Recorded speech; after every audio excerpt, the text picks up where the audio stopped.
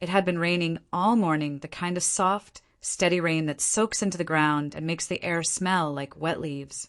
I stood at the top of the church steps, hands buried deep in the pockets of my pale blue dress, watching strangers hug my mom and tell her how happy they were for her.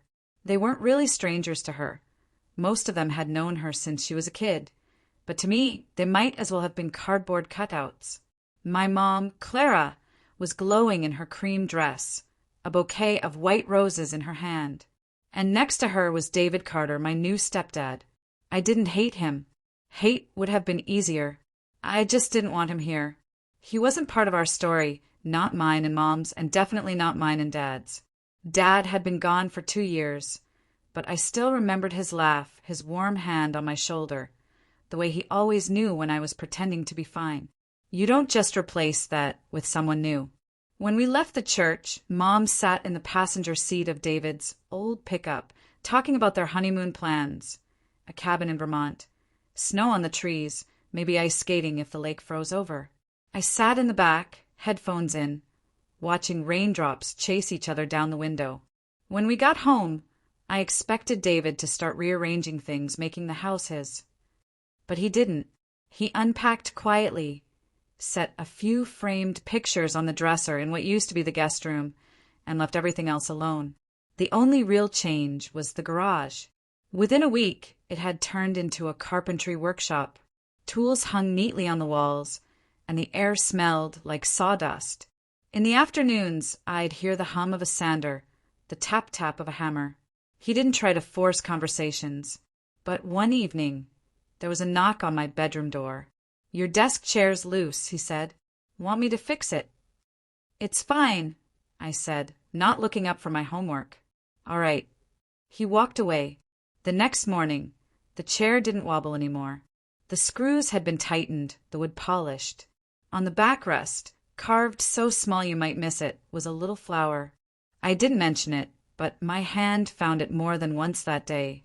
3 weeks later, I came home to the smell of chili. David was at the stove, sleeves rolled up. "You're home early," he said. "Where's Mom?"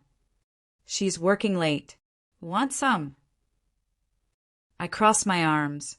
"So now you're just here, cooking, acting like you've been here forever." He turned off the burner and looked right at me. "I'm here because I married your mother, but I'm also here because I want to be for her, and maybe for you if you'll let me." I didn't answer. I just went to my room.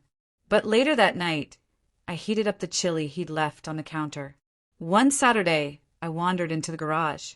David was sanding a small wooden box. "What's that?" I asked. "A memory box.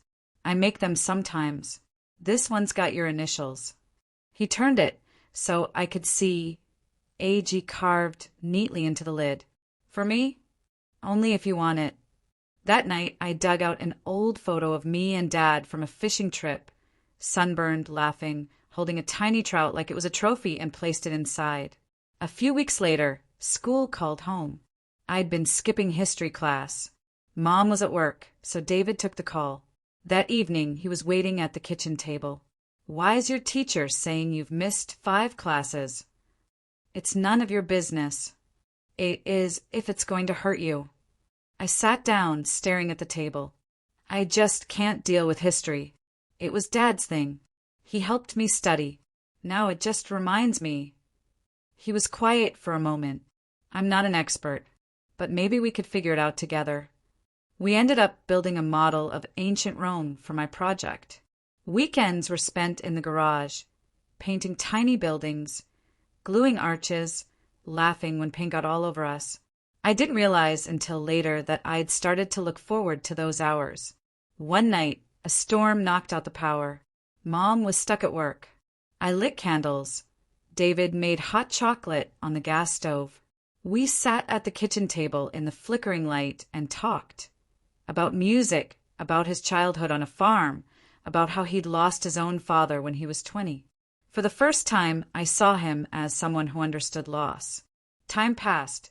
On my 18th birthday, he handed me an envelope. Inside was a letter in careful handwriting. "I know I can't be the father you lost. I wouldn't try to take his place, But I hope you'll let me be someone who has your back for the rest of your life. David. I didn't say anything. I just hugged him, tears soaking into his shirt. Years later, I stood in the garage, now my art studio, painting in the afternoon light. David walked in with 2 mugs of coffee. Caramel syrup, right? He said. Yeah. Thanks, Dad, I replied without thinking.